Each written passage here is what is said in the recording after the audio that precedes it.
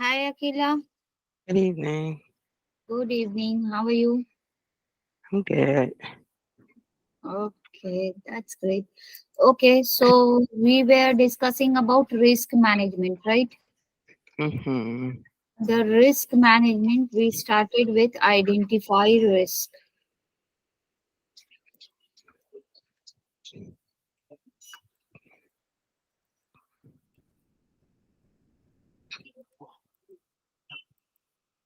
Yeah, we stopped at risk methods, how to Yes, avoid risk strategy types. yes, yes. Okay.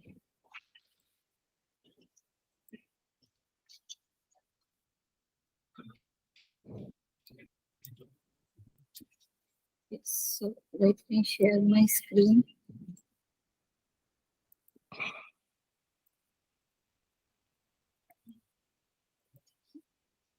Yes. So 11.2 we had completed yesterday where we got a risk plan, and in risk plan I told you that risk plan has lot of component like risk strategy, risk methods and all. Mm-hmm. So after you have decided your risk plan, how you are going to plan your risk, now you have to identify your risk, right? What are risk in the project, because now you have the risk strategy, risk methods, everything, right? Mm-hmm. So now you want to identify your risk, and based on the identified risk you are going to do further analysis of the risk. So first method to identify risk is expert judgment. You can take help of an expert. You can sit and brainstorm with your team, and checklist. Yesterday I showed you, I think last we did on checklist only, right? That Mm-hmm. I showed you checklist for the project. So you can make checklist for the whole project. Interviews you can conduct. You can start doing root cause analysis. Like I told you that in the checklist you are going to make the checklist for all the list of the all the project, all the work of the project. Like if suppose project here is to design a website, design a website. So I would make my checklist. Requirement gathered.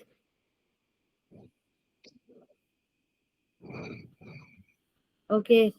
Then scope baseline done. Then schedule baseline done. Okay. And after schedule baseline, I will see that whether my cost has been established or not. Cost baseline, all the hiring related thing, hiring for the website has been done or not, hiring of team, if team hired, their training is done or not. So these are the work I'm going to do. Then design finalized,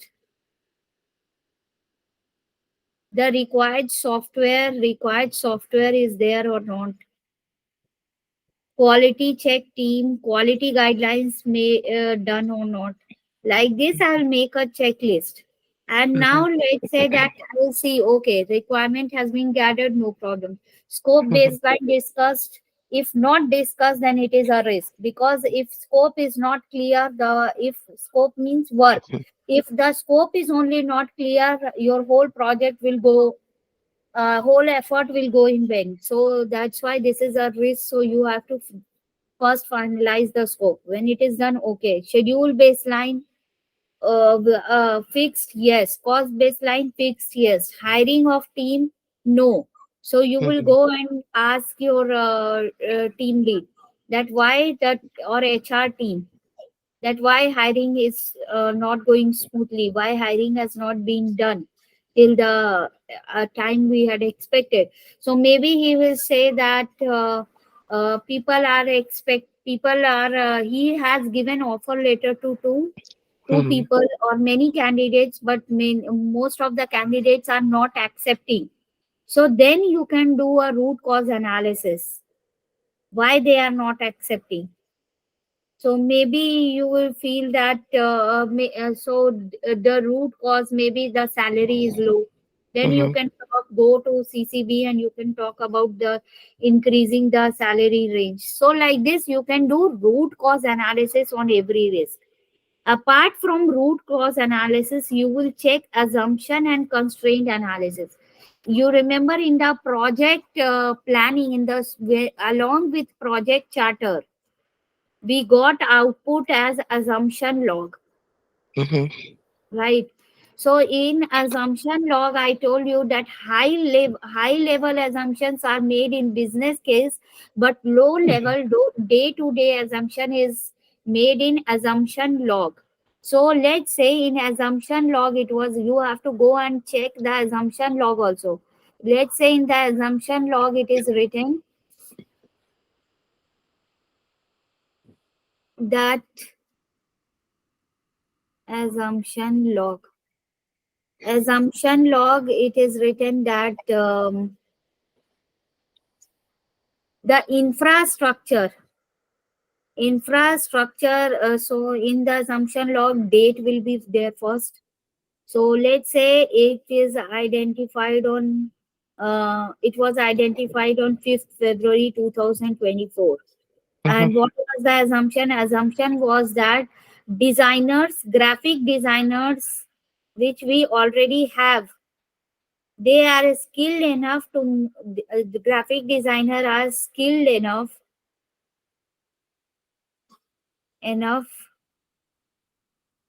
to work in current project.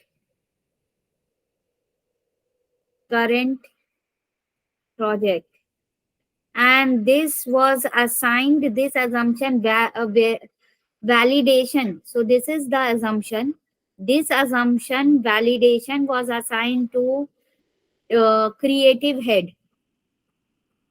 Assigned to creative head was assigned this validation to go and check that whether they are skilled enough. This is our assumption, but creative team can verify.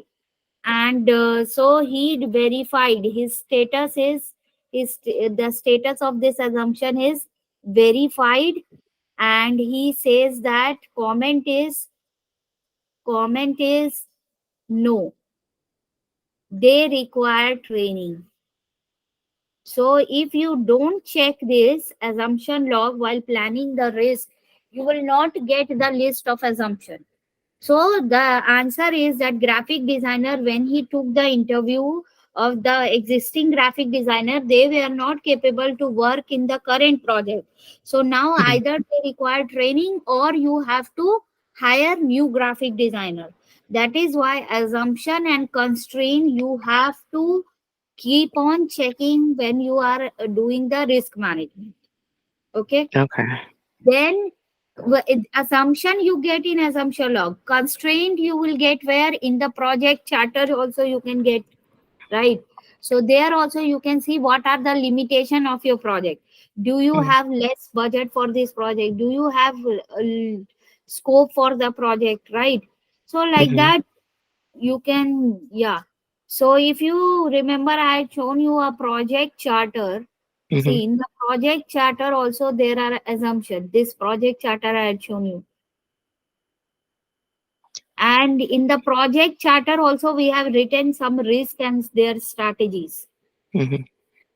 So you can refer to the project charter also to identify the risk. Whatever risk you have written in project charter with the sponsor, now you have to note down in your list because now you are going to act on it. Okay. Because project charter was just a high level description of the project.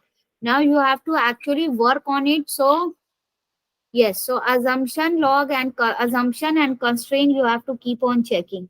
SWOT Right. analysis. Do Like you some, check? Do you check yeah, like assumption and constraints? Is this like maybe like a weekly thing? Maybe you check it yes, on the every weekly. time. You can Okay. make it free. Yesterday in the plan we have written a frequent.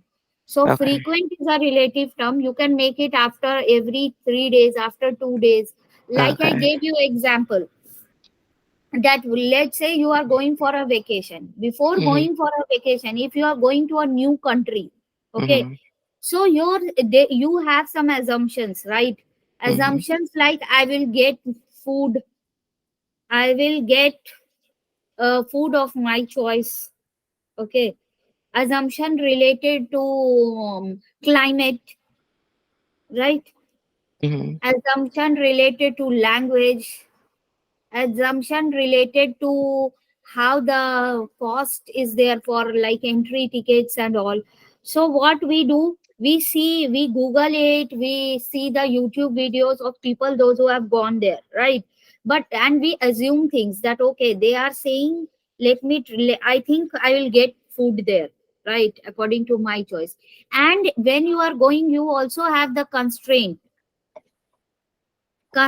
is that let's say you have you this time you are going on a let's say a tight budget trip, Mhm.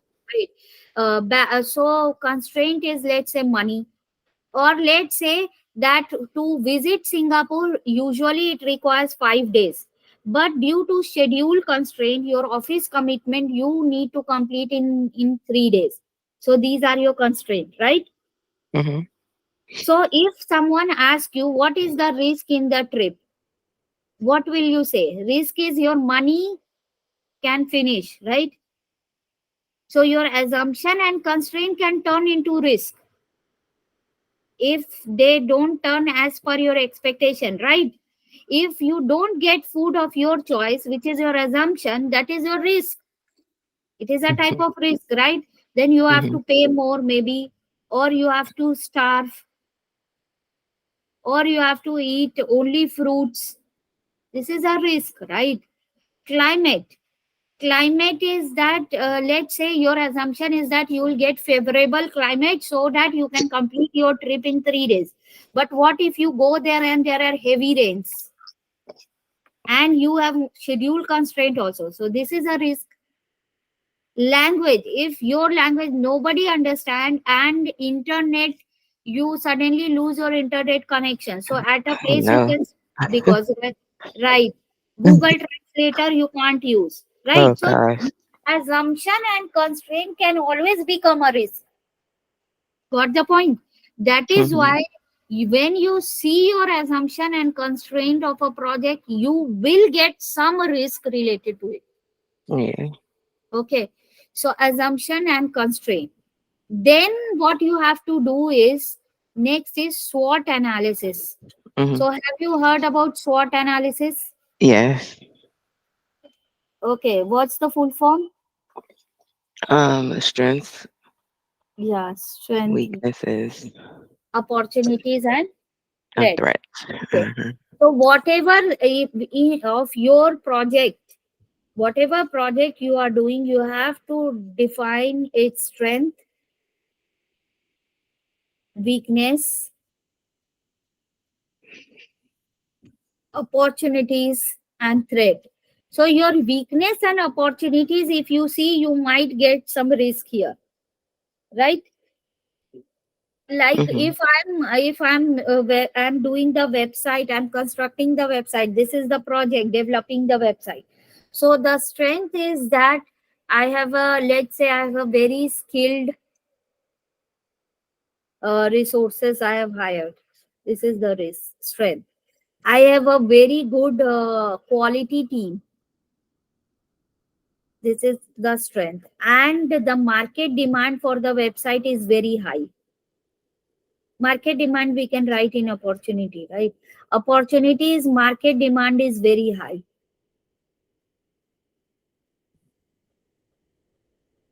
And weakness is that my product is very device specific. Means if I'm developing for laptop, it won't run on phone. This is the weakness. So this weakness is a risk also, right? If it Mhm. doesn't work on device, only if it is a device specific, people won't be, if it works only on laptop, people will not find it user friendly. But if comes If it comes on mobile on the Google Play Store, people can download this easily. So I have to work on this risk. This is a risk. Threat is strong competitors. Competitors are very like huge competition is there. This is my threat. So this can they can become a risk, right, for me, because if Hmm. suddenly I launch my product and they also come up with a new launch, right, then it can be a threat for my product. New launch in same category if they do, right. So Hmm. if you check, do strength and weakness SWOT analysis, then also you can get your risk. Now, document analysis, as I said, which document? You can see business case, because in business case you have also written assumption and constraint. You can see project charter.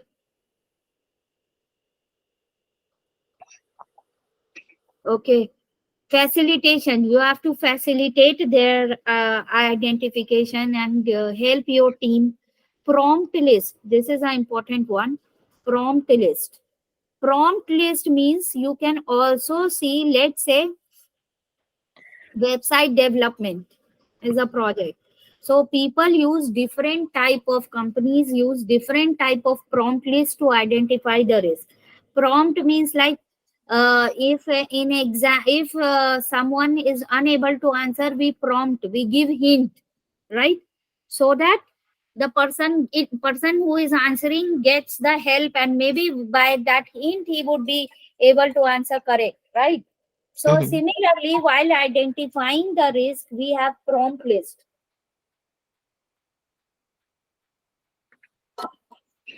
So prompt list are, first prompt list is VUCA,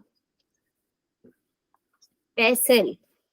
So PESEL. PESEL is Oh, I've done quality. that before. Sorry.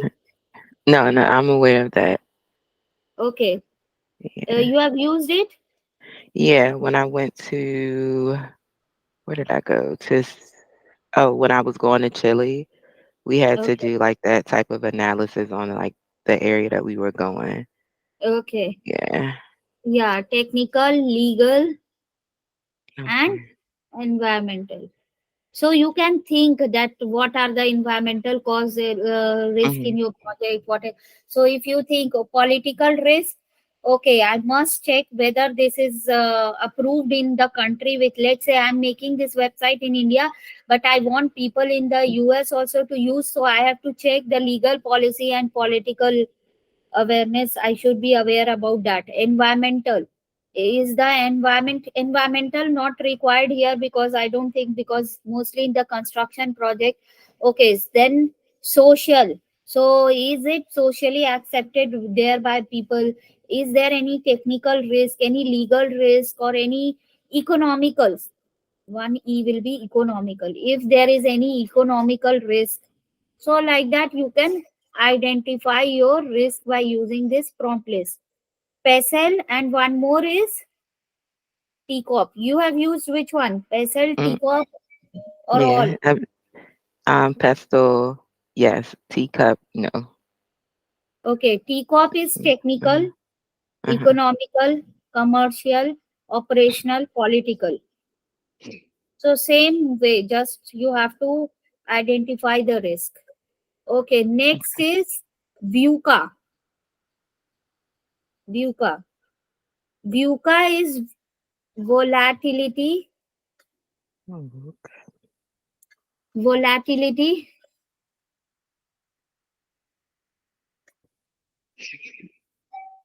uncertainty,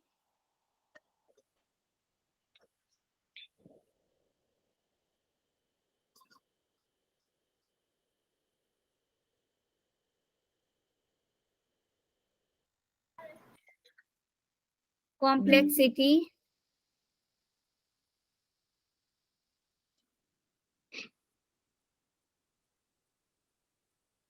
ambiguity. So volatility means there are some risk which keeps on changing very frequently. Okay, like change in the currency value or change in some uh, contract. So you have to keep an eye on those risks. Uncertainty, some things are really uncertain, right? So that is uncertainty. So you have to tap uncertain risk also. Complexity, there are some risk. Complexity means if you have one, there can be two types of complexity: technical, or you can say according to the team size also. So technical complexity means like if you are working on any like you if you are working on any project, and if it is Mhm. very complex, technical complexity is there, lot of technical complexity is there, you have to check the technical aspect and see the technical risk. If team size is big, that is also a type of complexity, because you people, there will be communication challenges, there will be coordination challenges, right? Ambiguity means when things are ambiguous. Ambiguous Mhm. means yesterday we did that, totally blank out, you don't know what is there in future, right? So that is ambiguity. So VUCA also gives you a prompt to identify the risk. So after prompt list, you can also conduct, of course, meeting, and finally you will get risk register and risk report. Now, what is risk register? I'm writing here the risk register. Risk register has the components. First component in the risk register is list of risk. So list of risk is list of identified risks. So if my project is construction of the website, the list of identified risk is let's say that if my website is device specific, device specific. There is then compatibility to different browser, Mhm.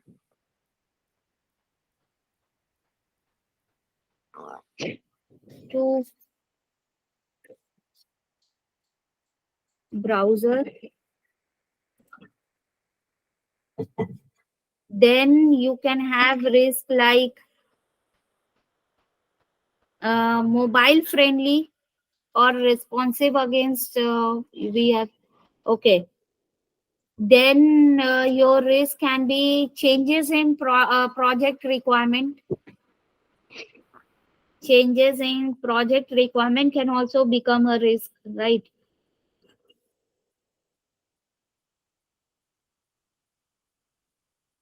Risk is, after that, risk can be fluctuating market demands for the project,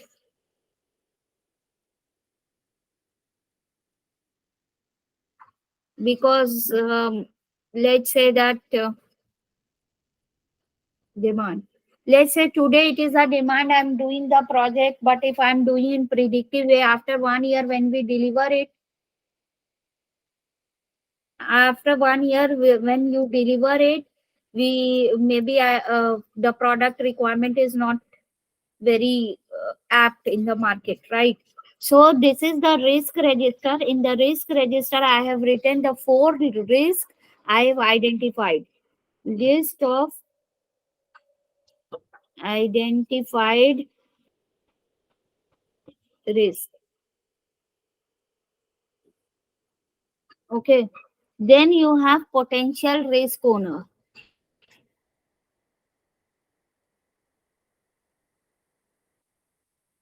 Potential risk owner. So now what you will do, you will write the risk to whom you want to assign. Okay. So let's say I will first check. Now I will use my risk breakdown structure.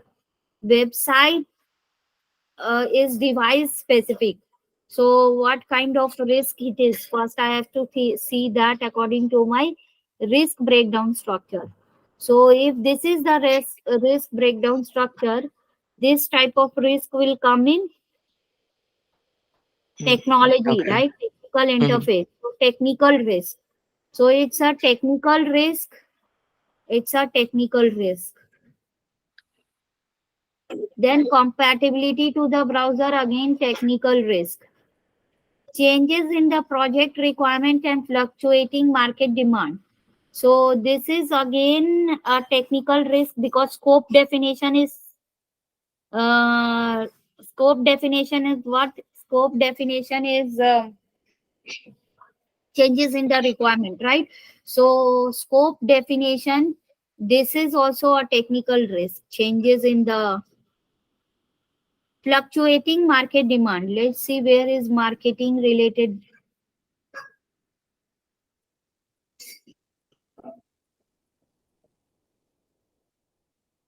Environment, competition, right? Competition, the market demand can change due to the competitor, so we can put in external risk. So this is external risk.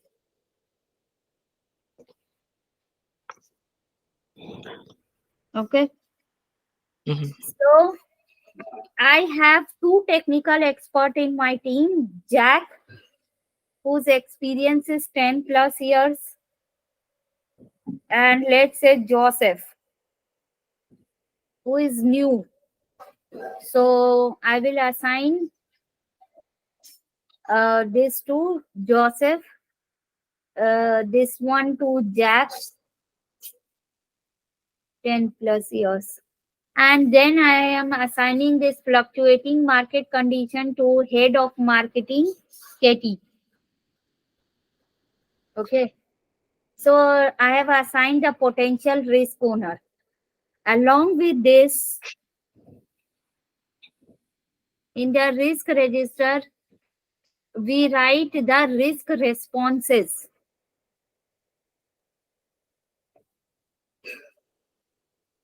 So I have written the risk owner, and now I will write the risk response.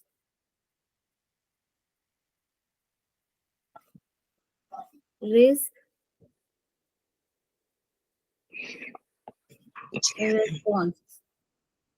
So risk response. What will be your response here? Website is device specific. So I have given it to Jack. Now Jack suggests the risk response that he will do prior testing. First, he will make a prototype and then test it, and then he will put the website in development. This is how he will overcome the risk. This is the risk Mhm. response. Okay. Then compatibility to browser, again he says that after developing the browser we will developing the browser, we will, he suggested, Joseph suggested that first we will study all the needs a website, what are the website need to run on all browser.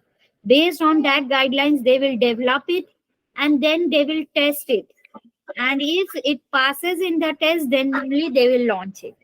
Changes in project requirement you have given to Jack.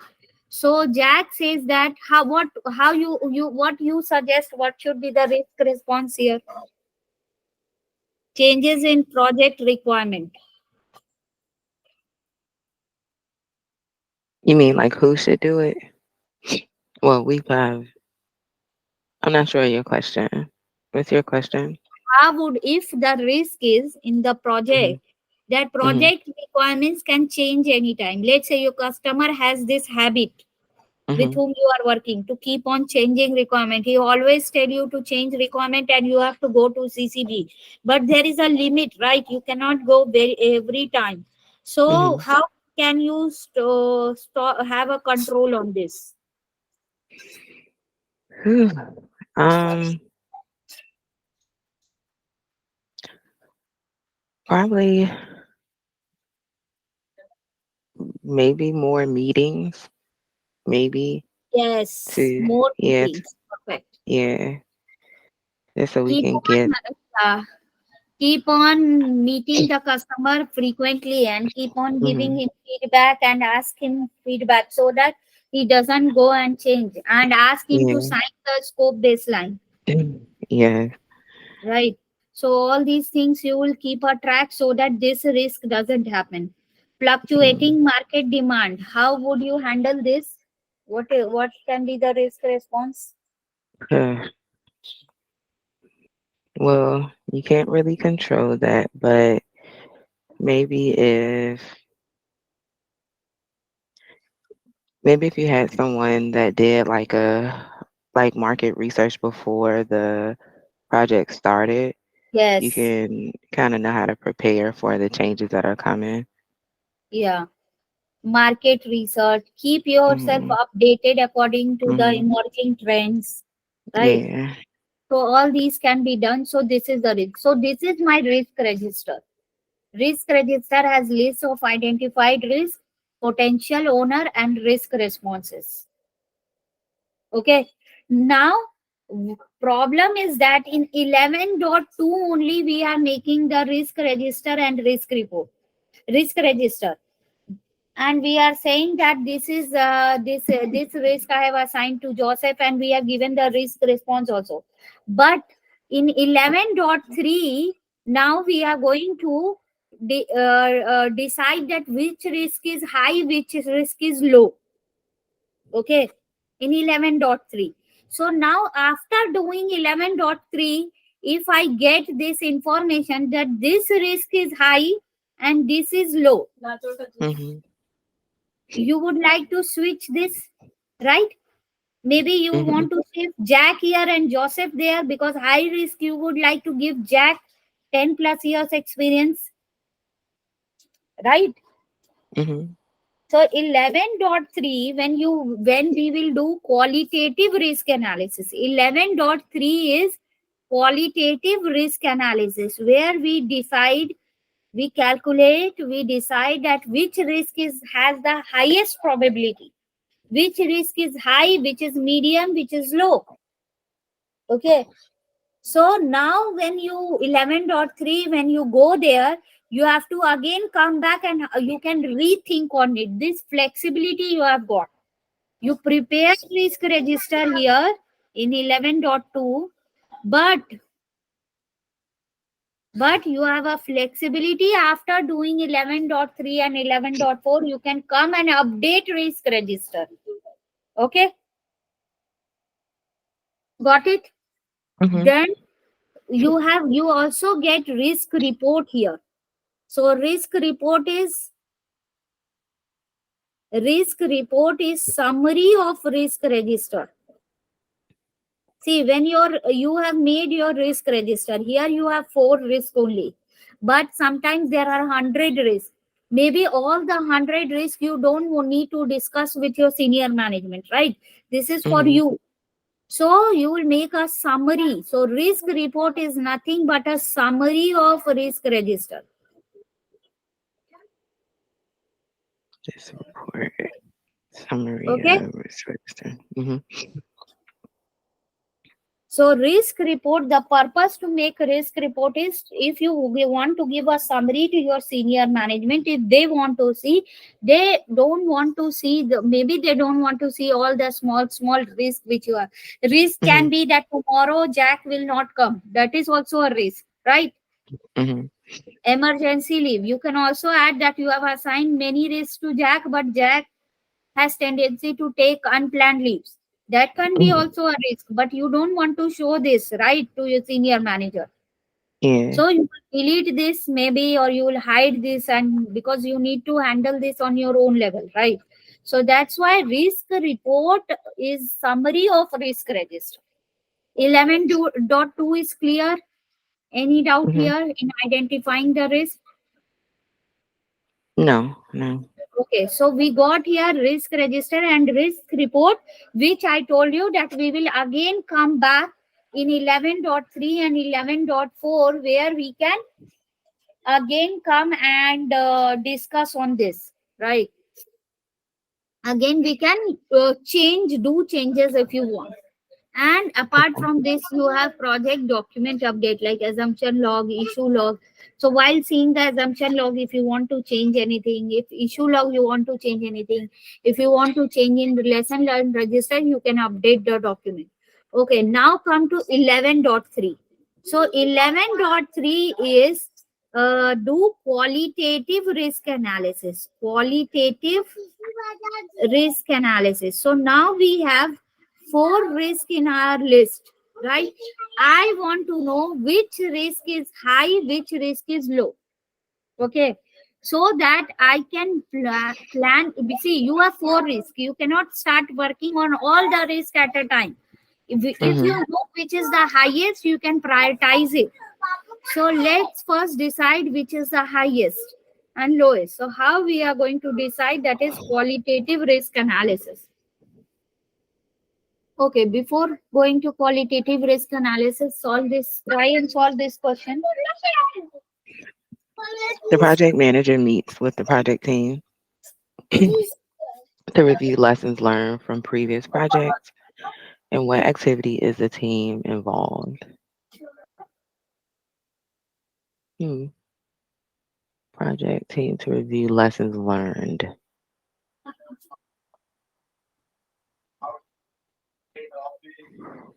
Uh, um, management. No, no, not scope identification. Scope identification. No, because that would have already been done. Um, maybe risk. Risk identification. Hmm. Okay, risk tolerance is determined in order to help the team rank the project risk. Yeah. Project, the team.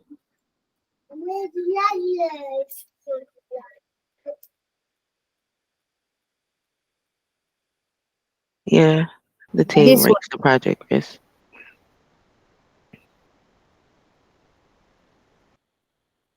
Yeah, number one.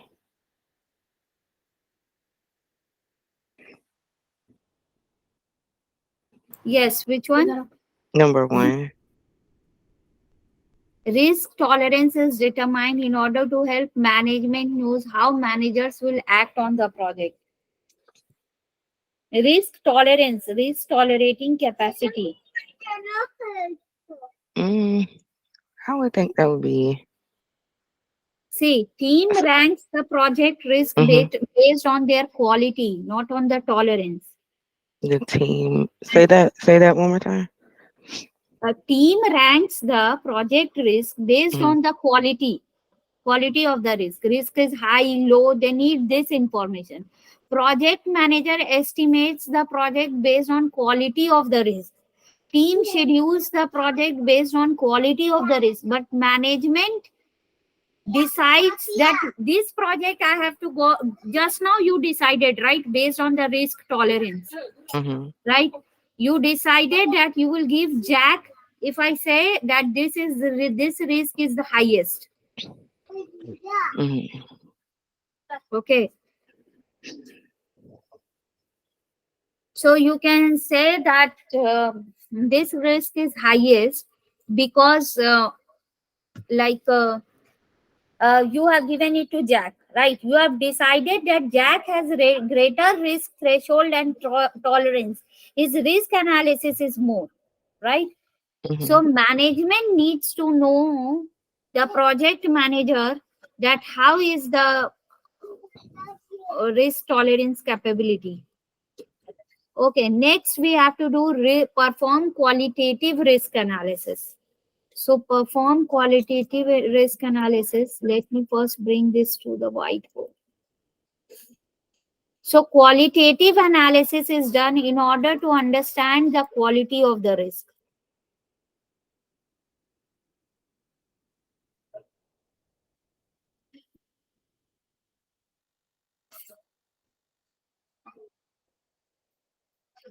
Qualitative is the quality.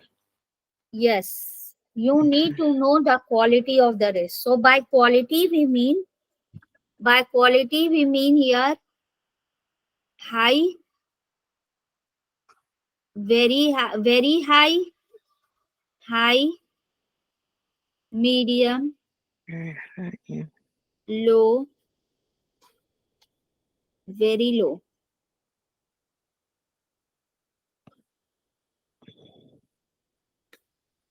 Okay. So this is perform qualitative risk analysis. So first what you can do is you can take help of an expert. Expert can tell you that like here expert is technical expert Jack, right? You can ask Jack that, see, you are IT expert, so you can tell me amongst the three technical risk which is the highest. So expert which we should work on first, right? So that can Mm-hmm. be expert judgment. You can take one on one views of different people. Risk data quality assessment, this we will do at the last. First let's do risk probability impact assessment and probability impact, these two are same. So same thing written in different language. So first we will do these two. So there is a probability impact matrix to probability impact matrix. Now let's say I have four risks in the project, right? Which I have identified. Website is device specific,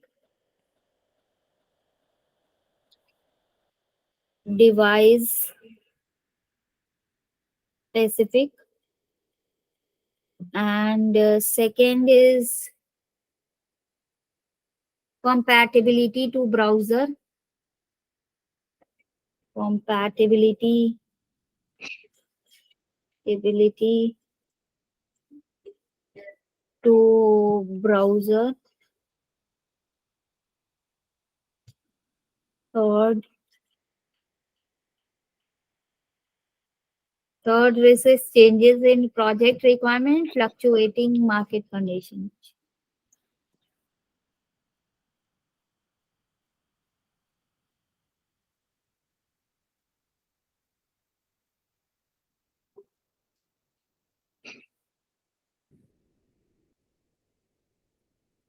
Fluctuating market conditions. Okay.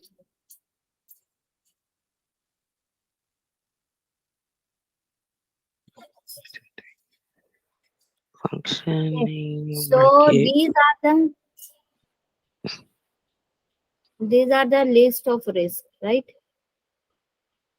So now you have to uh, every organization has their own probability impact matrix chart. Like they have risk breakdown structure, they have probability impact matrix chart like this. Okay, so we can copy it down and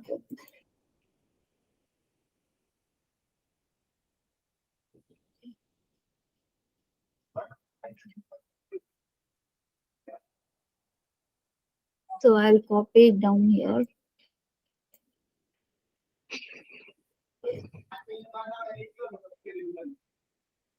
And cost wise, I'm not going to add. Cost is very high here, so we can just put here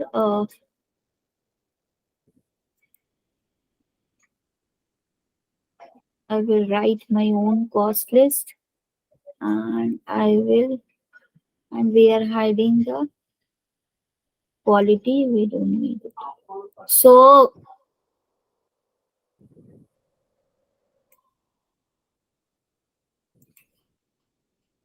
this is my impact matrix where I'm saying that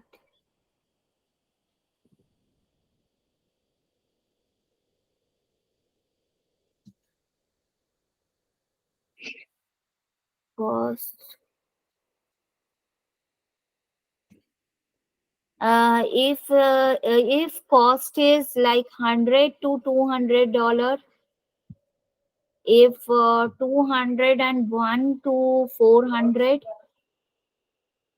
401 to 600, 601 to 800, 801 to 900, and 901 to 1000. This is my cost impact. So this is the chart. Now how we will use this chart? Like yesterday I told you that this is the probability impact matrix which is present in every organization. When we will use it, you will know more about it. So let's say that I feel that Jack, when I ask Jack, because I've assigned this list to Jack, this risk to Jack, right? So if you see here, we have assigned this risk to Jack. So I have assigned this risk to Jack. So I will ask Jack that what do you think? What is the probability of occurrence of this risk? So he will say that let's say 50% chances. He feels 50% according to the scenario. Compatibility to browser, let's say he thinks 60%. Now this percentage can be is based on the experience of the technical lead. Okay, so it can be 30% according to Jack, it can be 50% for Joseph, Mhm. right? Changes in project requirement, let's say they say that customers most often change it. So let's keep it, but we will keep on eye. So 30% they feel that chances. Fluctuating market condition, let's say they feel that 50%. Now impact.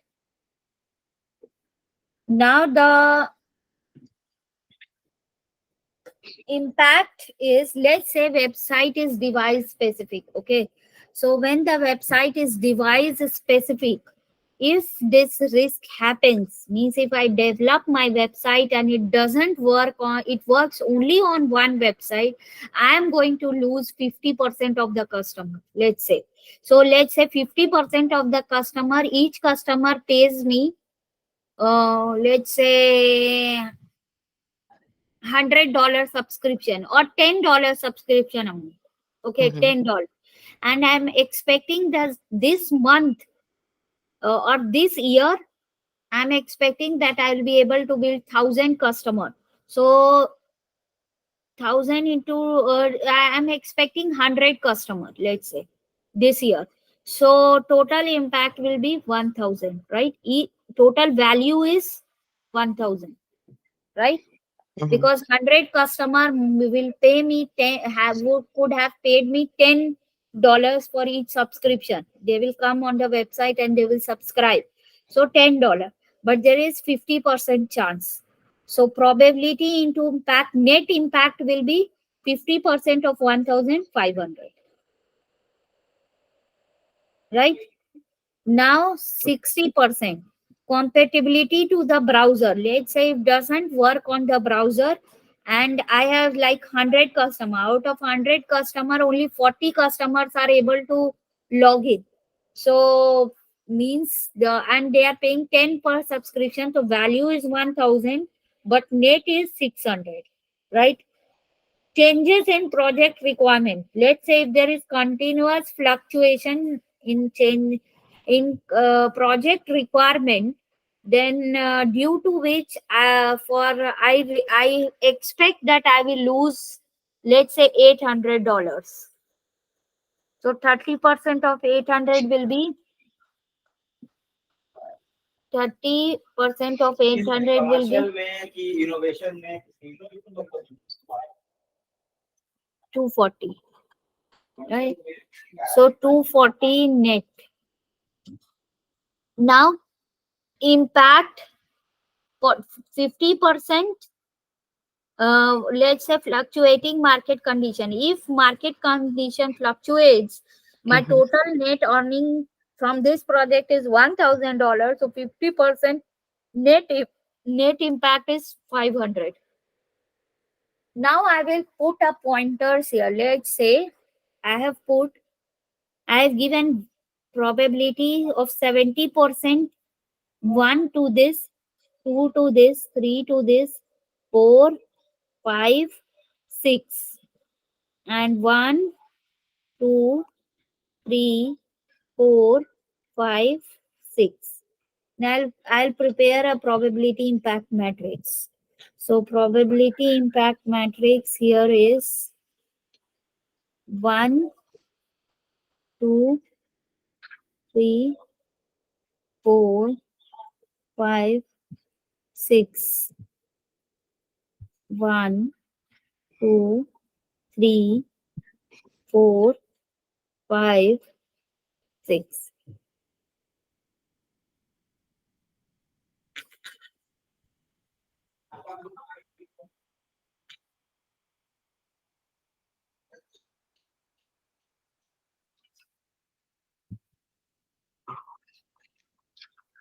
So this is my, let's say this side is the probability and this is impact.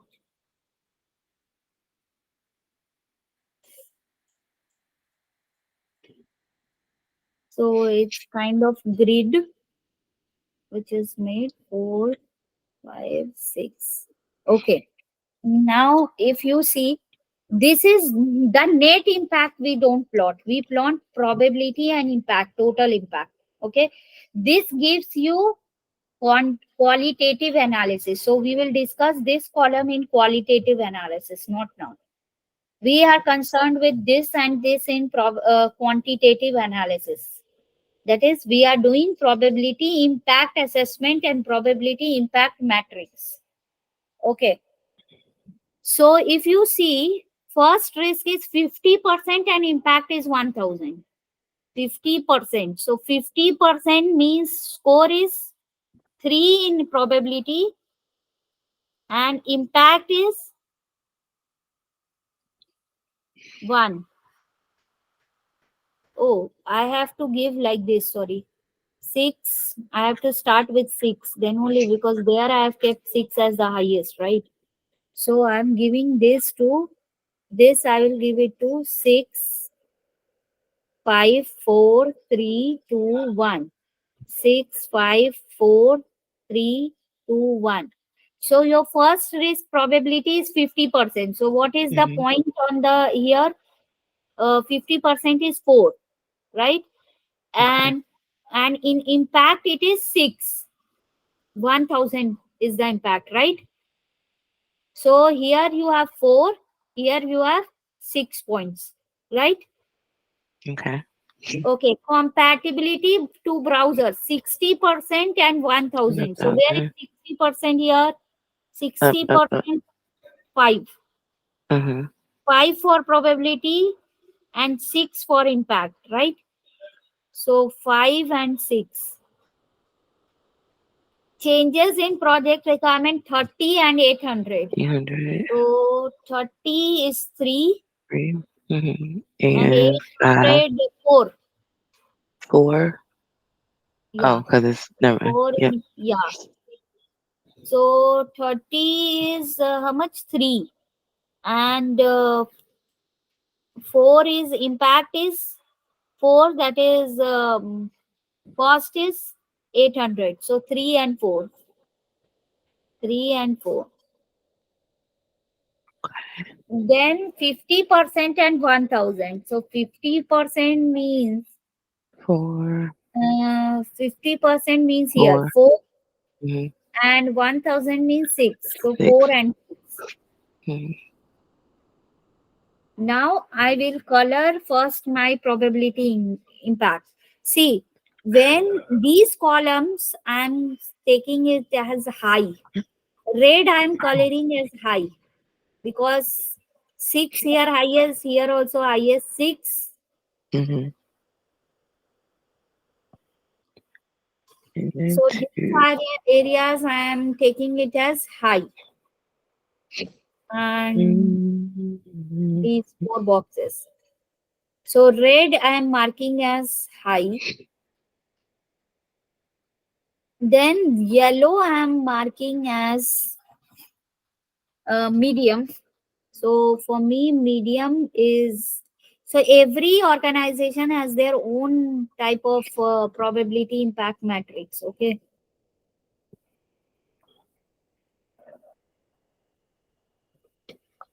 This so all the yellows are medium. This is also medium. This is also medium. This also I'll consider as medium, and this I will consider as medium, and this I'll consider as medium, and all green are low for me. So whatever comes in this area is low for me. Okay. So green is low, yellow is medium.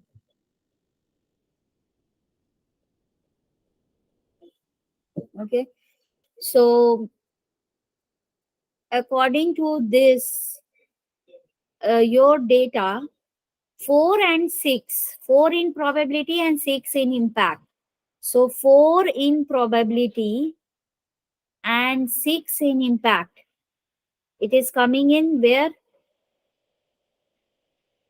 Red zone. Hmm. So first risk is in red zone, risk 1. Next risk, 5 and 6, 5 in probability and 6 in impact. So 5 in probability and 6 in impact. 6 and 5. Again, it is coming here. So somewhat here. So risk 2. Now risk 3 is 3 and 4. 3 in probability and 4 in impact. 3 in probability and 4 in impact. Medium risk. This is your risk 3. Risk 4. Risk 4 is 54 and 6. 4 in probability and 6 in impact. 4 in probability, 4 in probability and 6 in impact. Again, risk 4 is coming here. So highest is which risk? Risk 2. All the risks are high. This is high. Risk 2 is also high. And 4 is also high, right? Only risk 3 is medium. Okay. So you got Mhm. these three risks has high alert. 1, 2, and 4. And this is medium. Now go and see whom you have assigned risk 3. Risk 3 you have assigned to Jack, and risk 2 you are given to Joseph. Would you like to switch? Yes. Right? Because 3 is low risk, right? Medium risk. So I'll give Joseph, he's new. That is why I told you that you have to update risk register and risk report here. Qualitative risk analysis. Got it? Mhm. Okay. So you have to update risk register and risk report if you want to seeing the condition of the risk. Okay. So you have to first prioritize the high risk. You have to work on these two risks first.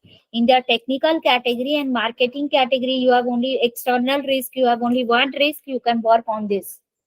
So this is known as quality, or to know the quality of the risk.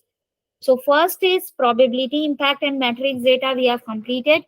Then you have to see, you have to facilitate this with your interpersonal skill. Try to ask people, convince people, negotiate them. Risk categorization. Risk categorization we just used, right? We saw Mhm. what kind of risk is there when we identified the risk, right? We went to the risk breakdown structure. So risk Mhm. categorization, you have to keep on checking what category risk is there and to whom you are assigning the risk, right? So after risk categorization, next is risk data quality, which I said we will do at last. Data quality is a minimal thing. See, whenever you are taking the risk, whenever you are identifying and you are doing the qualitative risk analysis, you have to think about the quality of the data, like from where you have got this 50%, right? Maybe you have googled or you have asked somewhere. Okay, that, so whenever you are sourcing any data, you have to be very, very careful in your risk management. Okay. So this is known as risk data quality assessment. Before conclusion that the chances of this risk is 50%, go and do a quick check on the quality of data which you are using.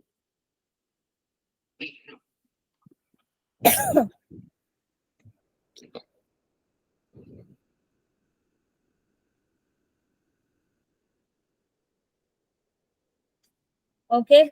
Any doubts? No, I just would like to see this like a real life example. Uh, Um, which one? yeah.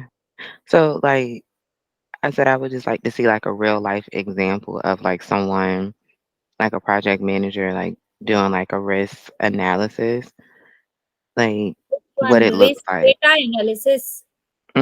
Yeah, I just would want to see like what it looked like in a software or like someone like in a meeting, like for it to like click. You get Yes. what I'm saying? Yeah, because I Yeah. understand the concept, but yeah. Yeah, so risk data quality assessment means that, see, when you are saying that risk is 50%, Mhm. website website is device specific. So let's say Mhm. I'm making a e-commerce website. I can go to the Google and search that what is the requirement of, is there any case where Mhm. this kind of website, e-commerce website Mhm. uh, doesn't work on certain browsers. Mhm. So let's say I get an article here. Why do some websites do not work on old phone, right? Mhm. So let's say that this website is not trustworthy, but I got and I read this. Let's see what are the what are the causes. Some website do not function correctly or at all on older web phone browser, right? And I Mhm. trusted this data, that okay, advanced web technology I need, and by seeing this I started developing a website, javascript features. I started checking my response security protocols without validating that this article, who has written this article, whether this person is expert or not.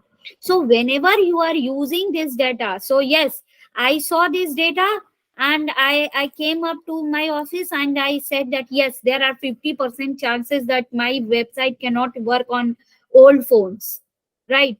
But just reading the article, whether it was trustworthy or not.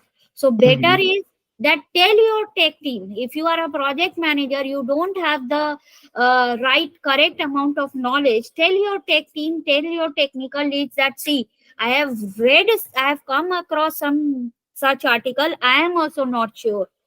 Let's make a website, a protocol, a prototype of the website, a sample of the website, and try running in different phones, and we will get. So what they are saying is that whenever you are doing the risk analysis, trust Mhm. on your data and numbers. Don't get whatever data you are using for risk analysis, because it is very important thing, right? Because if you, according to you, if according to this article, if I go and I keep on doing all these things, I will run short of the cost, right? Mhm. Okay, so this is how people come across false data if they use this kind of things. That is why in this they are saying that risk data quality assessment, whatever data you are using for analysis of the risk, that should have quality and good validation. Use good technical expert. Don't go to anyone and just trust and start doing the risk management. That's it, Okay. this Okay. concept. Okay,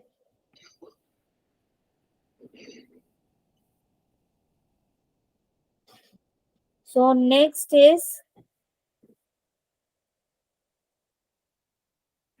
after this, so finally here we got our quality of the risk, and we are going to update risk register and risk report if we want to. Now quantitative risk analysis.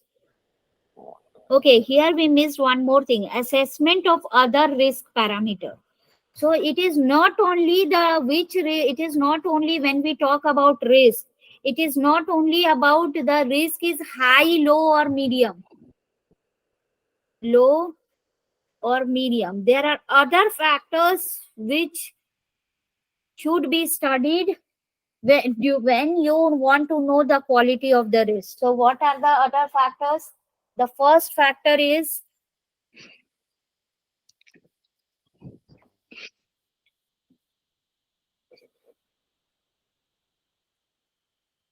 the first let's say the first factor is how near is the risk. You want to know, right? Even if it is very high risk, but it will come after 5 years, and you have a medium risk which is coming within 6 months, which will you prefer to take? This will hamper you in 6 months, right? This is going to Uh-huh. affect the project in 6 months. That is why just knowing the risk high, low, medium is not important. We need to see which risk is near, which has greater impact, which which is hidden risk. So all that. So there are many other factors which we are going to discuss now.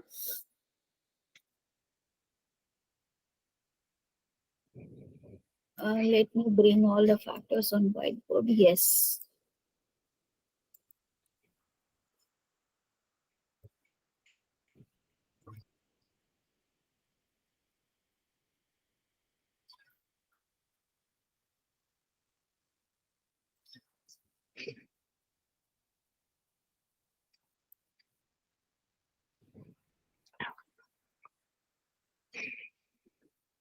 Okay.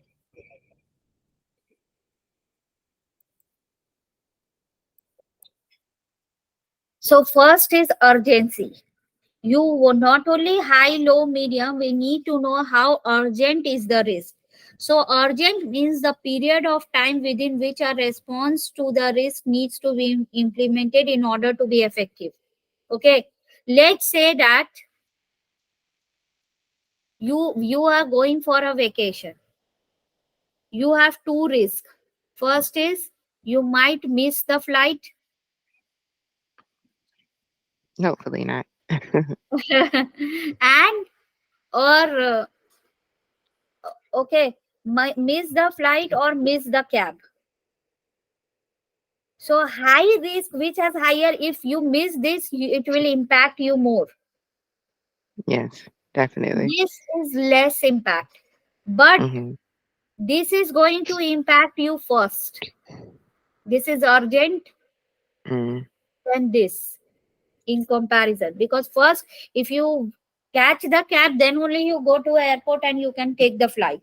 So even if it is this is the less impact, it has you have a very less time. So maybe you have cab in next 5 minutes, but you have flight in next 3 hours, Mhm. right? So Mhm. this risk is urgent. So a shorter period indicates high urgency. So risk which gives you shorter response time, that is more urgent. Okay. Proximity. The period of time before the risk might have an impact on one or more project objectives, that indicates high proximity. Like suppose if someone if Jack, whom you have assigned three risks to handle, right, he goes for an emergency leave,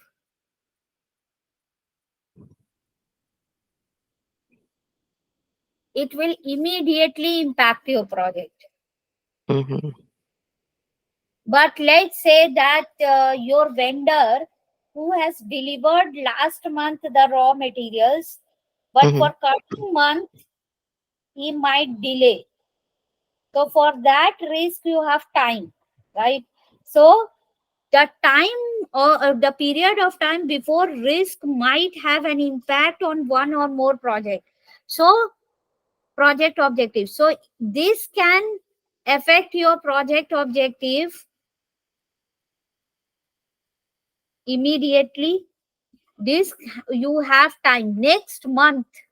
So that is why this is proximity. A short period indicates high proximity, means this kind of risk which can affect your objective of the project. If it is very short, then it has high proximity.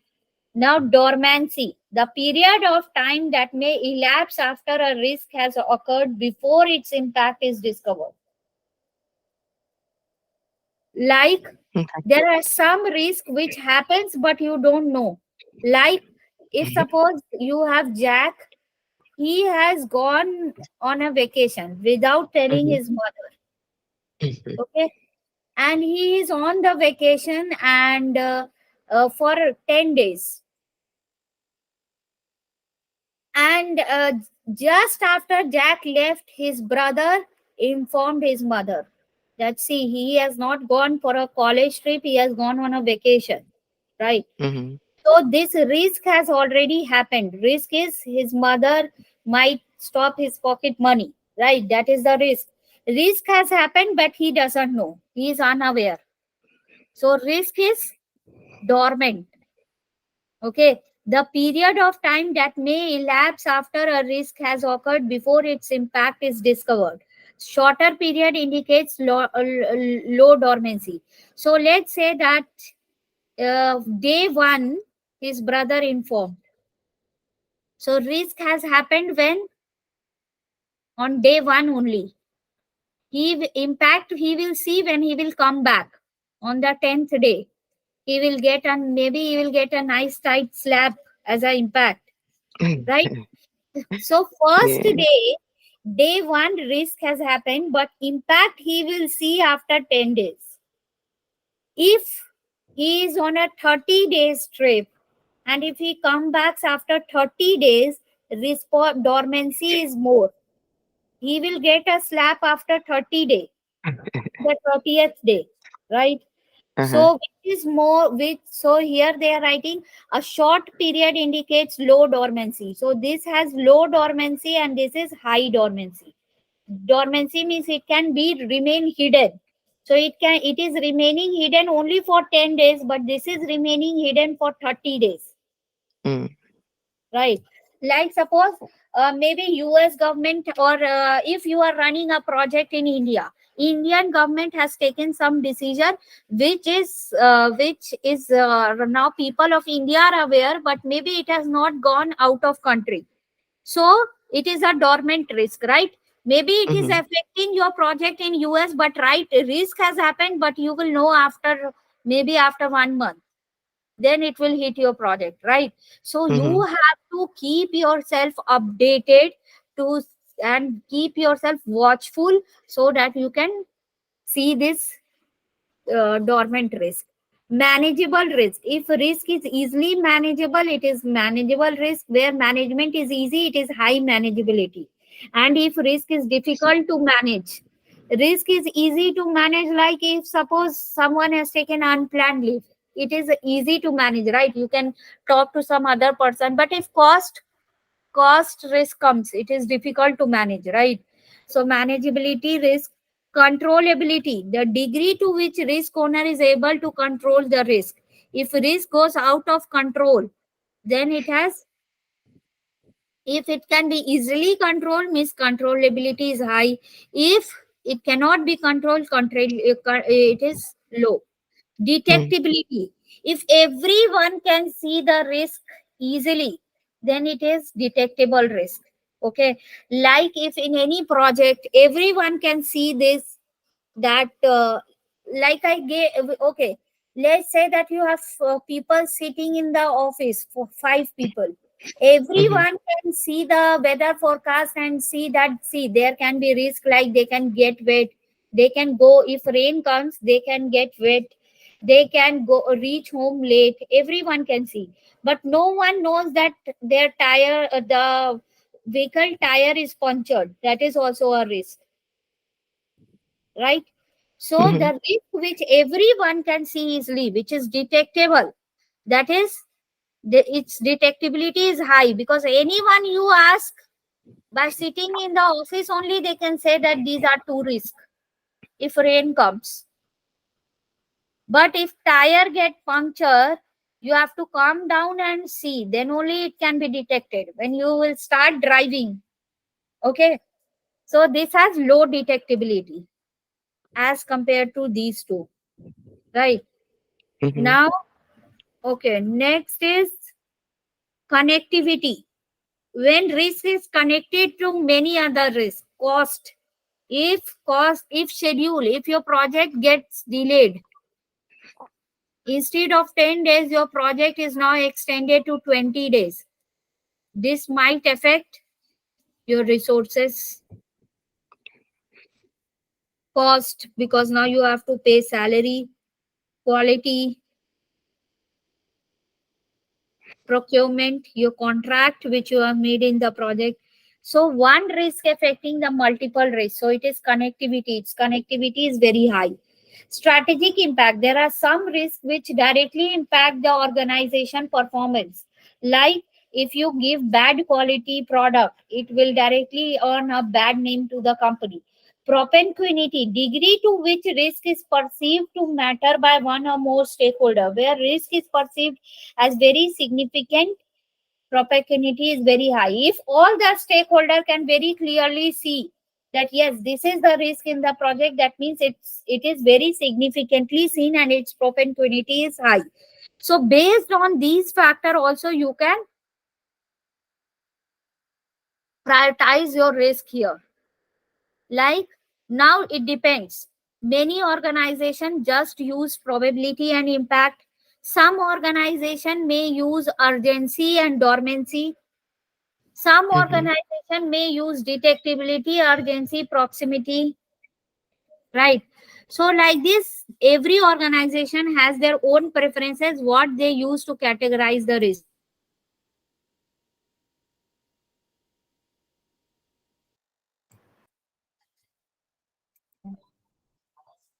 Okay, so based on what they are using, there are different type of charts. Like I told you, that probability, if an organization is using probability and impact, okay, to probability and impact to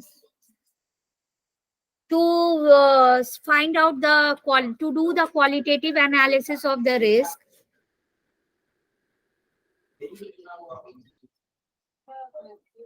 they can use probability impact matrix. But if your organization is using proximity, impact value, and detectability to prioritize the risk,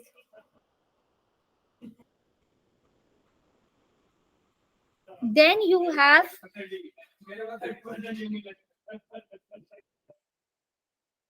okay, proximity, detectability, and impact value. So proximity means what we said. Proximity means a short period indicates high proximity. Mhm. Okay. So in the bubble chart, high proximity means short period, High proximity, short.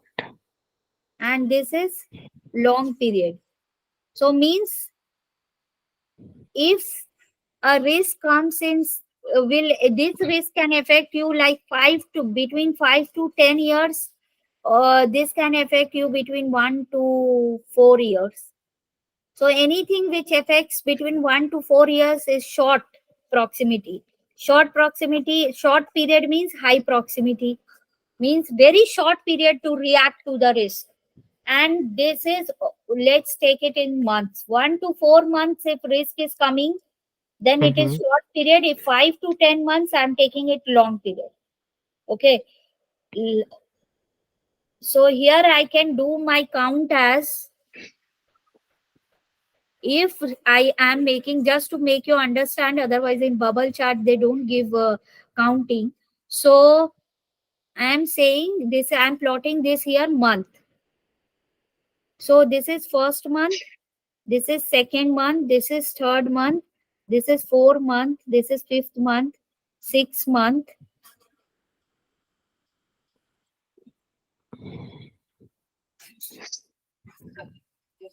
seventh, eighth, ninth, and 10th. Okay. Now impact.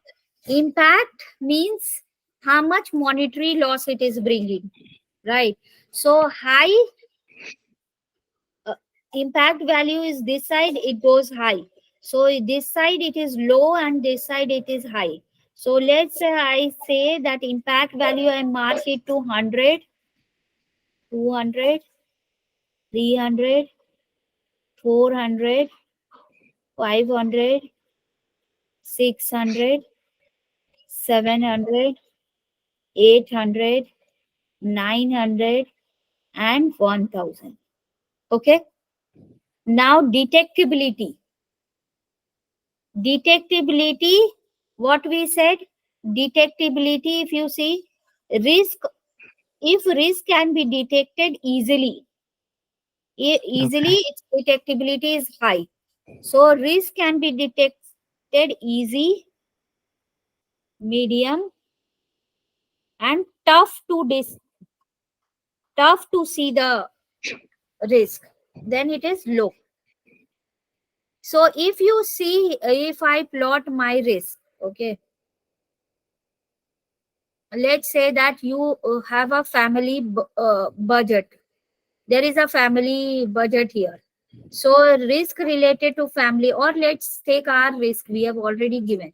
Now let's say your company says that you join a company where they say that, see, we don't use probability impact, we use bubble chart.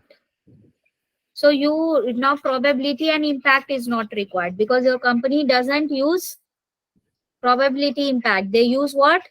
Bubble chart. Where Mhm. is this information written? Where your project manager has written this information? In the risk plan. I told Mhm. you risk plan is what? How you are going to do the steps of risk management. So there they have written in the risk plan that you don't use probability impact, use bubble chart. So if Okay. you have to use bubble chart, you, in the bubble chart, how many parameters are there? Uh, Proximity, detectability, and impact. So let's say impact here. So first I'll write my impact. So let's say just impact here, it is $800, here it is 1000, here it is 1200, and let's say here again it is $500. So if this is the monetary impact, then I will say that now I have to say proximity. So this risk is going to come within 2 months. Or this website specific, let's say this is a 6 months project. So after you make the project, then only you get to know that whether it is working on other devices. So 6 months. This will come after 6 months. Changes in project requirement, 2 months. Fluctuating market condition in 3 months. Let's say there might, there is some political election, and due to which market demand can change. So 3 months. Okay. So you got that time, and it is tough to see this risk, right?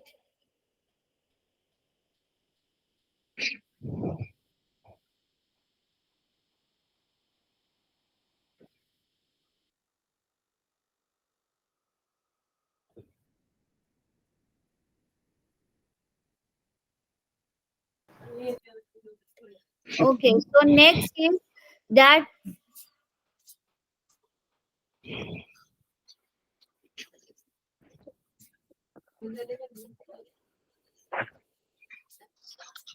Okay. So it is tough to out of this. It is easy to handle this, right? Because frequently changes in requirement, you can talk to your customer. See, according Mhm. to my perception, if I am project manager, I will decide on. If you are project manager, maybe this seems difficult for you, right? So it is relative term. I am saying this is high, and this is medium for me. So now see, if I will plot a bubble. 800 is a impact, and 6 months and high. 800, 6 months and high. So 6 months here, right? Month wise it is here. 800, 800 is here, right? So bubble should be here, Mhm. and it is high, right? Mhm. It is high. So a 6, 8, and tough. Detectability is high here. So bubble is in this area. So if bubble is in this area, you have to be watchful of this risk.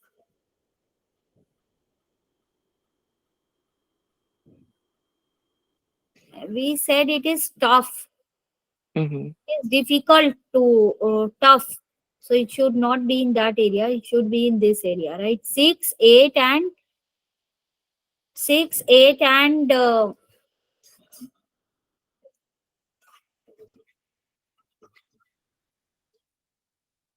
I'm marking with red. 6 here, Okay.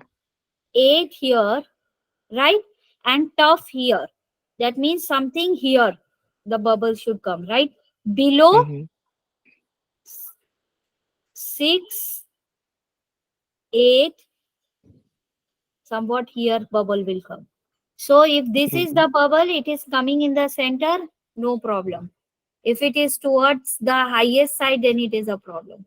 Then 1006 months. 1006 months.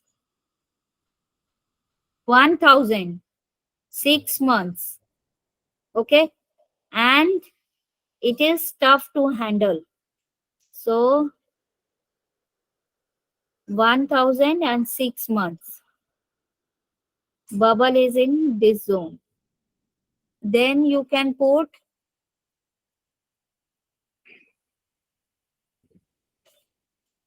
changes in project requirement. 1200 2 months. So it is more than our count, right? 1200 will something here, and within 2 months. Okay. So bubble will be here. Means it is a very important, very alert, high alert, Mhm. high alert. So this risk is at highest alert. High. And it is high but easy to find. Everyone can see it is so big. Fluctuating market condition, because everyone can see that project changes are there by the customer, right? Nothing hidden. Mhm. Fluctuating market condition, 503 months. So 503 months. So 503 months. So here. So first is this, second is this, third is this, and fourth you can work on this. So like this you can use your bubble chart. So now we Okay. are done with qualitative risk analysis. Okay, all the parameters I've taught you. Now quantitative risk analysis. So now you know what is the quality of your risk. You can use bubble chart or you can use your probability impact, either ways, right? Okay. So next is quantitative risk analysis. So let me bring it on the whiteboard.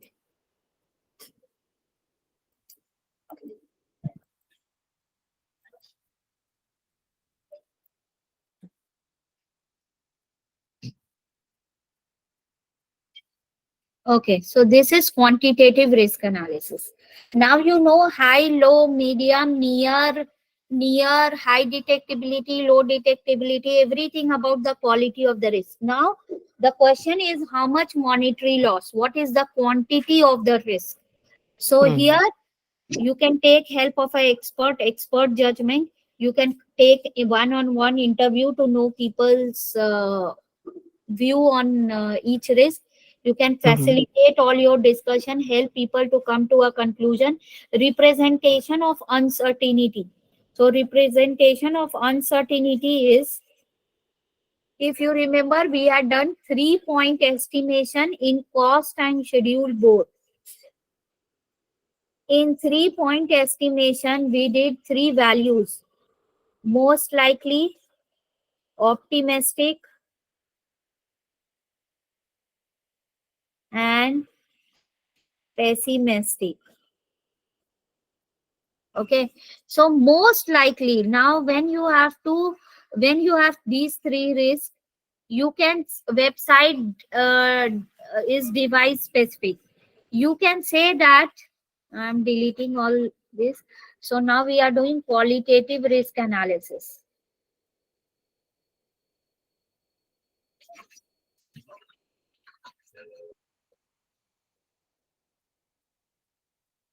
Now you can say that in the qualitative risk analysis,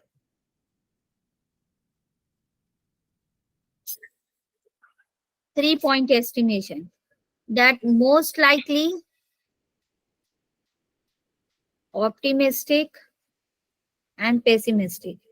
So according to me, most likely is,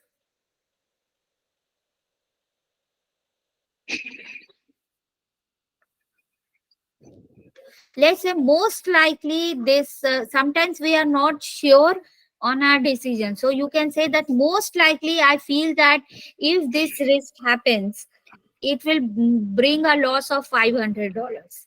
Being optimistic, if conditions really turn positive, it might be 400. Pessimistic, if there are negative consequences, it might go up to 600. Mm-hmm. So so you here you have to give a range. So 500 is most likely, optimistic is 400, and pessimistic is 600. So first you will calculate the average, ml plus optimistic plus pessimistic, ml most likely divided by 3. So most Mm-hmm. likely is 500 plus 400 plus 600 divided by 3. So 1000, 1500 divided by 3, that's 500. 500. Mm-hmm. Okay, so this is your average. Now you have to calculate the deviation. Deviation we can calculate by P minus O by 6. So pessimistic is 600, optimistic is 400 divided by 6. So this is 200 divided by 6. P minus 0.6. Where did where did we 30. get the six from? 6 is because you have, see, 6 is the formula of standard deviation. Why? Because see, sometimes we use this formula, ml plus 4 ml plus Mm-hmm. pessimistic plus optimistic divided by 6. You can also Okay. use this formula. Okay, so here 6 is the count, 4 plus 5 plus 6. So 4 into most likely, if you take 500, plus pessimistic is pessimistic is 600 plus optimistic is 400 divided by 6. Then also you will get the same value. 1000, this is 2000, 3000 divided by 6, 500. So you can take any of the two. That is why we in deviation we take 6. So P minus O divided by 6. This is the formula. So 200 divided by 6, it is coming to 33, right? So your range here will be 500 plus minus 33. So if this risk occurs, it can bring loss from 477 to 533. Okay. So Mhm. like this also you can calculate the impact quantity of the risk. Okay. For each risk you can calculate this range. So this is representation of uncertainty. This is how you represent uncertainty. Uncertainty. Next is simulation. You can use many automated software which is known as the most famous is Monte Carlo simulation, where you give all the details. Details means what are your risks, who is going to analyze it, what is the probability of occurrence of risk, what you expect impact, and it will give you a whole nice graph. I So have a by question. I have yes, a question. So when we are trying to determine like the risk of a project, we can use either qualitative or quantitative, or do we need to use both? both. Both. Okay. Both. Because quantity will say high, low, medium, near, Mhm. far. But quantity will show tell you how much monetary Okay. value, right? Okay. How much money loss it is going to bring. High means because see, my high can be your low can be my high, right? Mhm. So we have Mhm. to define high and low by keeping the monetary value. So if you say high, what That's value you nice. are saying high, Yeah. Okay. right? So it has to be defined. So we need Yeah, to show both. Okay. yeah. Then you have sensitivity analysis. Mhm. Sensitivity analysis is basically done by a diagram called tornado diagram. So in the tornado diagram, you have like this. In the center, you have,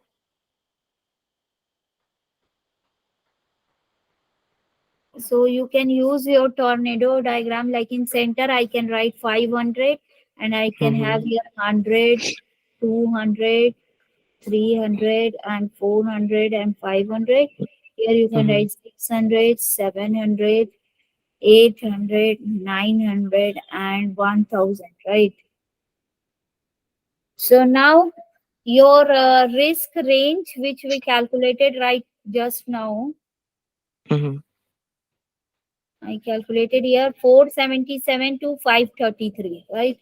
So 477 to 533. So let's say 477 to 533. This is my first risk in the tornado diagram. Okay. That is why you can plot the range here in the tornado diagram. So next risk, if you see, let's say here the range, if you calculate same way, let's say it comes to let's say 300 to 600. You have to use the same process. So 300 to 600.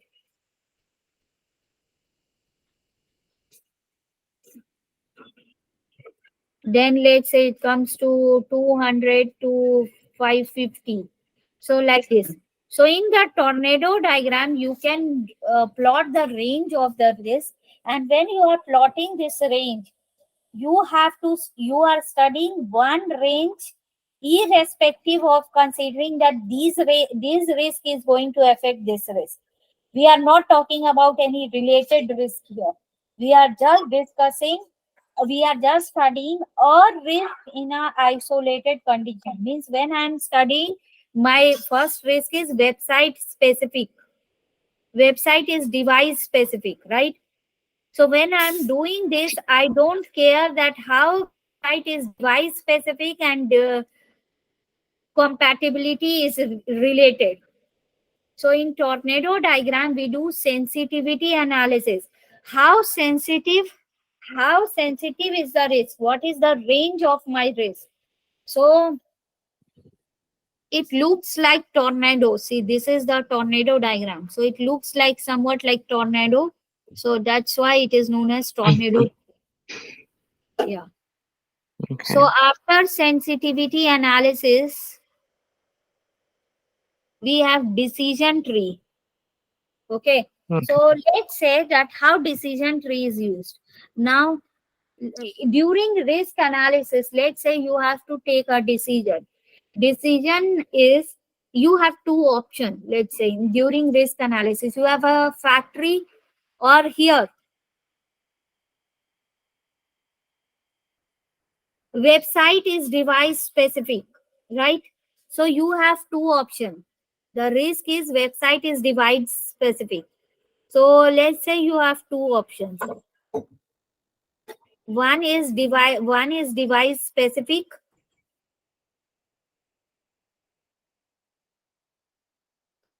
Whether you want, you should keep go with your website, you should leave that your website is device specific. Let it not work on old mobile phones, right? Or you want to make it device specific, device non specific, or you want to make your website compatible. You have two choices, right? Mhm. So, see, whenever we are doing risk analysis and whenever you have two choices, you have to think about cost and benefit also, right? You cannot Mhm. just go and keep on selecting the things. So, let's say that if you keep your device specific, there is 40% chance that your website will be successful. 60% chances it will be unsuccessful. People are not going to accept it. People will dislike it. That it is very device specific. In order to use the website, I have to go and buy that device and then only it will work, right? So, and if you are website, if you make it compatible, 60% chances is success, 40% is loss. Now let's say the investment here. Investment here is 120 million. Okay, where in they making device specific. If say, let's say the investment is $1,000 to make website compatible to all browser, it will take $200. This is the investment. If I want to make this kind of device that it is only runs on specific device, I only have to invest 1000. Otherwise, if I want to make it compatible to all the browser, I have to give $2,000. Okay, so 40% chances. So net profit is, now let's say if this is success, right? If Mhm. it gets successful, let's say I earn $1,200. If it gets low, if people don't like it, I can earn only $400. So your net profit, so your profit here percentage will be,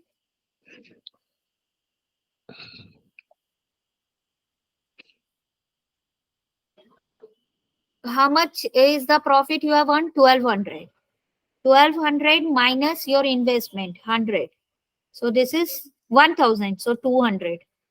Here 1200, but profit is 1200, investment is 1000. So 200. Profit is Mhm. 400 and investment is 1000. So minus 6000. 600, Mhm. right? Mhm. Now here, let's say if it becomes successful, you earn 4000.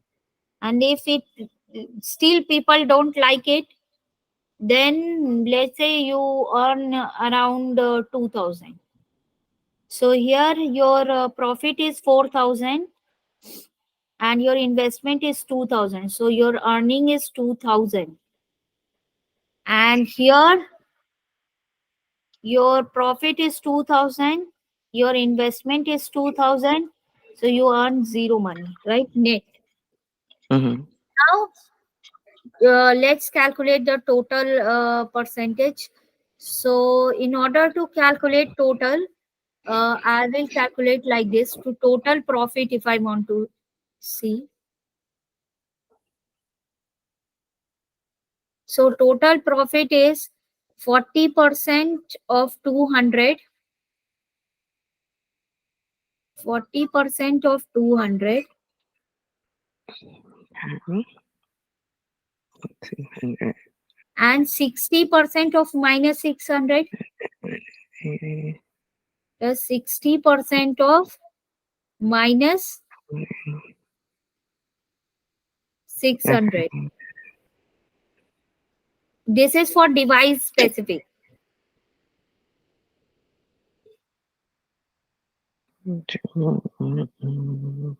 So how much it will come? 80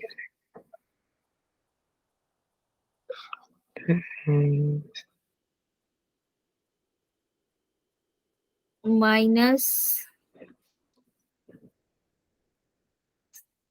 360, right?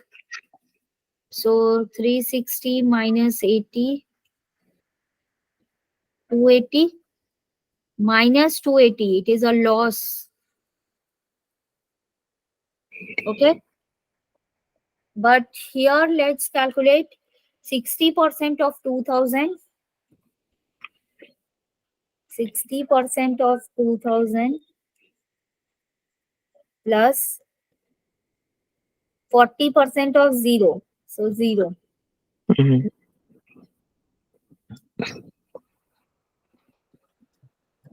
$1,200.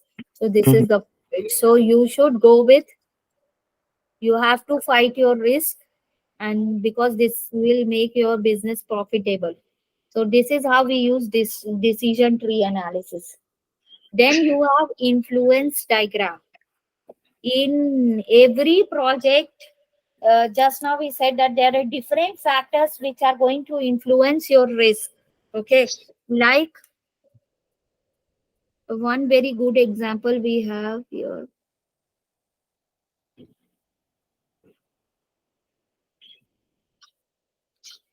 This kind can be an influence diagram.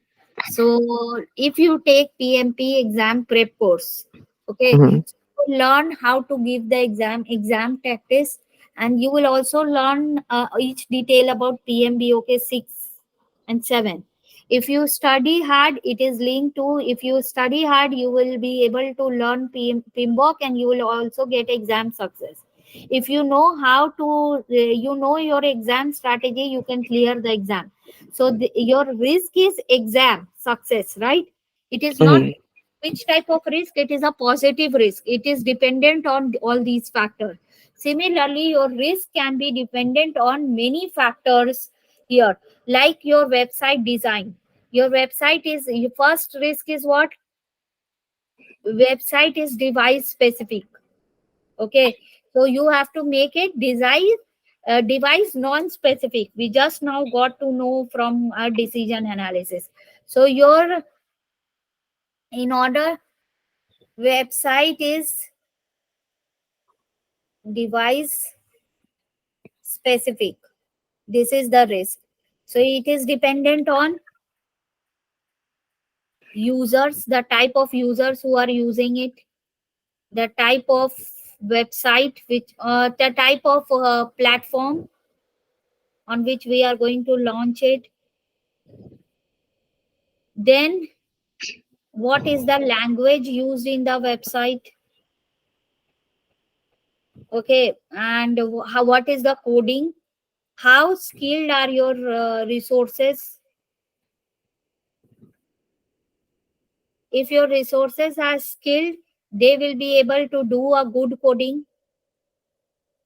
Okay, and if your coding is good, you can launch it into a multiple on multiple platforms. If you are able to launch on the multiple platform, you will get many users. Okay, and they all are finally leading to website device space, making device website device specific. You will work on this risk. This is the risk. So this kind of influence diagram also you have to make and check that your risk is related on which factors. Okay, so we are done with qualitative risk analysis. And finally, if you want, you can change the risk report. If you want to change the risk report, what you have, list of risk owner. So if you want to switch risk owner, you can switch based on quantitative risk analysis. So now you know that your risk is negative, positive. How are your risk? Now you need to know risk responses. Mhm. Okay, plan risk responses. What, how you will act towards it. Risk response means you are going to plan your risk strategy. You know that this is the risk. Now what you have to do with that risk, that is Mhm. how you are going to act on that risk. That is the, so there are different, this is planned risk responses. This is 11.5. Okay.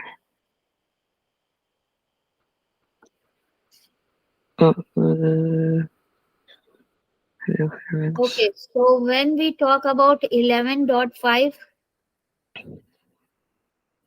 11.5, we can do expert judgment, you can do interviews, you can facilitate, you can do strategies for threat, opportunities, and overall risk. This we have to study first. These all are same thing which we will do in a chart. Mhm. Okay, so risk for, we have different strategy I told you to handle threat and opportunity. So in order to handle threat,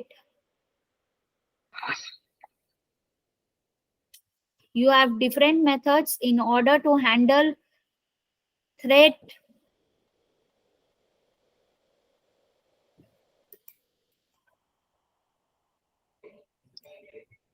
Okay, so these are the risk responses related to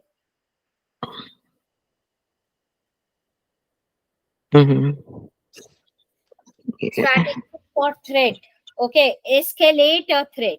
So now escalate a threat means if some risk, if you find that you cannot handle it, should go to senior management or any other expert, you can escalate it, give it to that person, right? And when you Mhm. escalate it, don't, after escalating, we don't have to interfere when it goes to some other person, right? You have to leave that risk on that other person. Avoid a threat. Avoid a threat means you will not, like I gave you yesterday an example of avoiding, that if you get to know that rain can come, you will say that I will not go for shopping today. That is avoid. So you would like to avoid. Transfer a threat, you can buy insurance. When we buy insurance, we buy any medical policy, we are, or guarantee, warranty, we are transferring this to the third party. They will Mhm. pay for my risk, right? Mitigate a risk. Mitigate a risk means you will try to reduce the effect of the risk. That, okay, it's raining, I will not postpone my program, I will go, but I will use umbrella. Means you are mitigating the risk. Okay, accept a threat. You can also accept a threat. You will say that, okay, I know this threat is coming. I will see whenever it comes. Okay. So accept is two types, active and passive. You know that threat is coming. So you have accepted it. So you will keep some emergency money. You will plan contingency. Okay.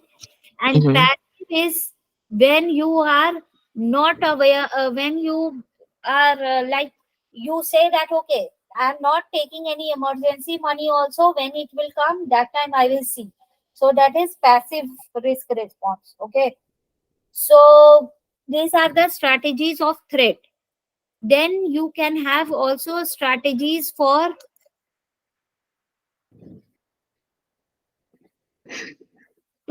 an opportunity. Like you have threat, you have opportunity also as a risk.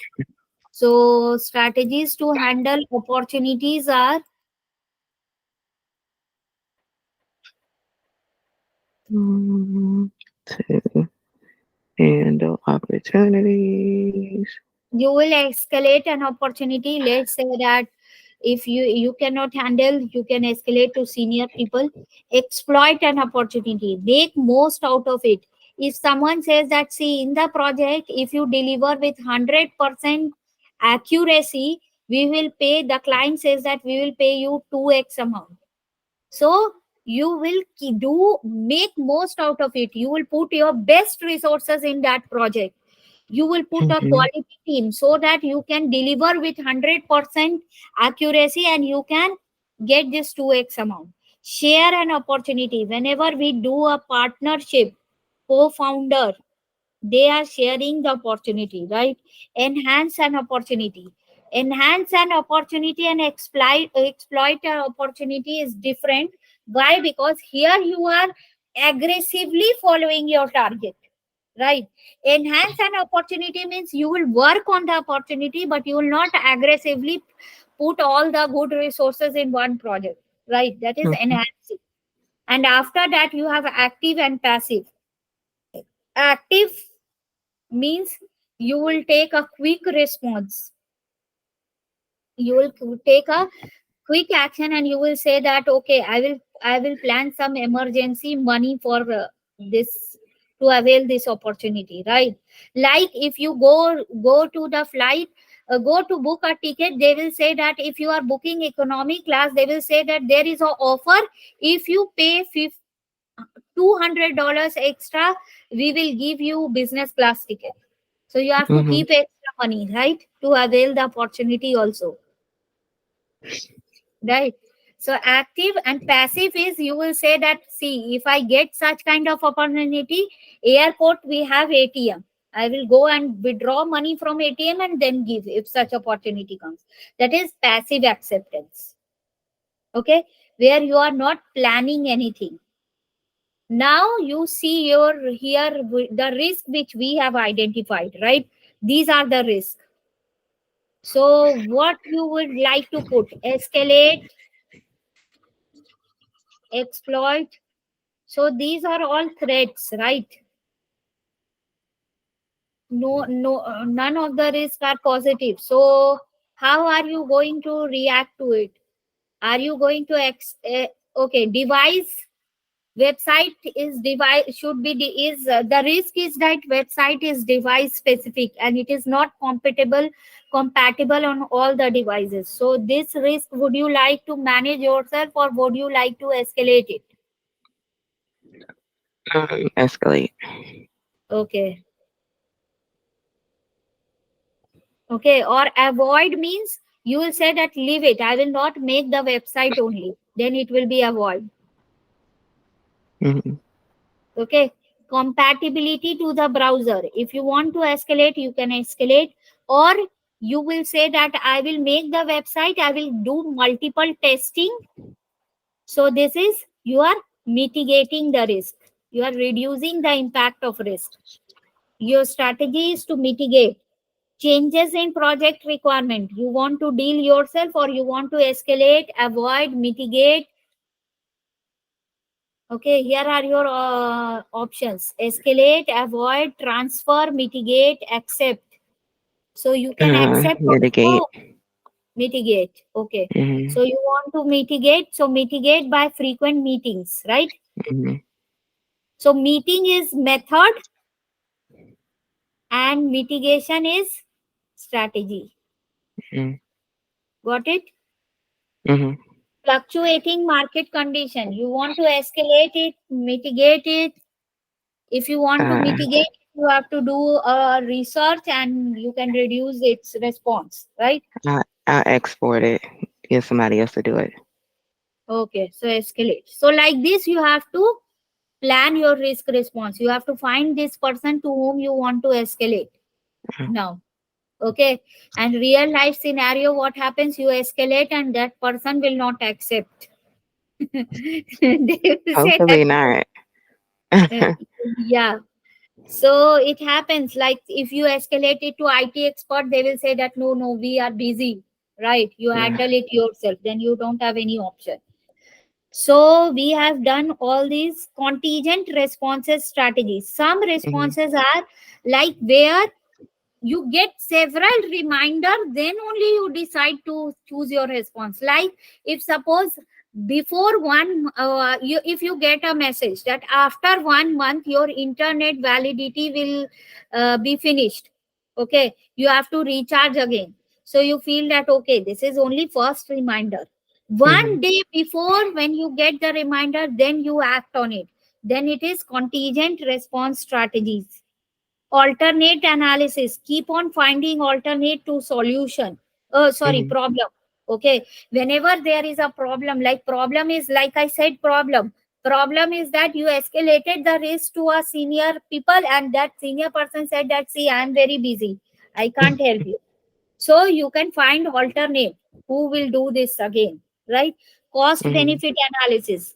If there is no one in the company is accepting, or you tried several people, you escalated to different people, they said that we don't have bandwidth, then what you will do, you plan to hire a expert.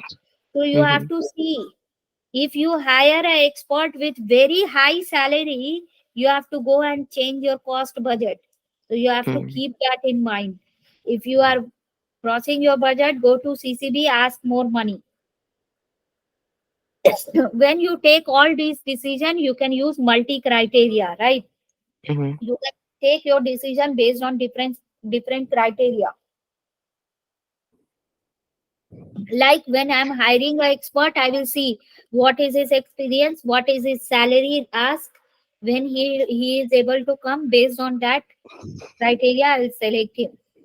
And if there is any change, you can file a change request. Whenever you file a change request, you need to update your plan and documents. So this is 11.5. I think we have completed our time. Okay. Okay, so we can do 11.6 and 7 in the next week. Okay. I think 6 and 7 is very small. Let me, it will take only 5 minutes so that we can start with procurement in the next class, right? Otherwise, Okay. half of the risk will be here, just 5 minutes, all we have completed. So now that you know your risk response, now you have to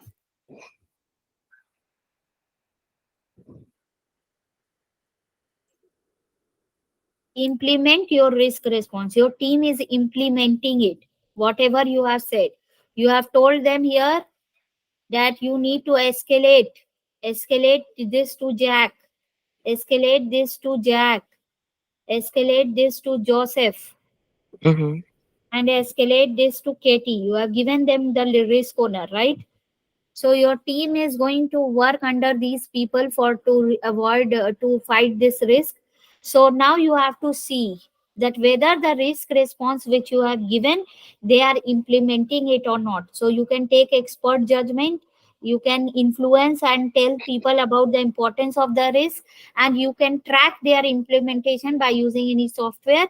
If there is any change, file a change request. Like if you feel that see, you go to different people, they are saying that no, you have escalated to Jack, but Jack says that see, I don't have the bandwidth, I can do this, I cannot do this. Then you have to change this, mitigate. Then you have to go to your risk plan and change, right? That is why it is written change request. And if you change your risk plan, you might update your issue log, risk register, risk report. All these are linked documents. Mhm. After implementing, you will like to see the monitor whether the you will monitor that whether how are your risk plan going on. If they require any change, you can do it. So in monitoring part, what you can do is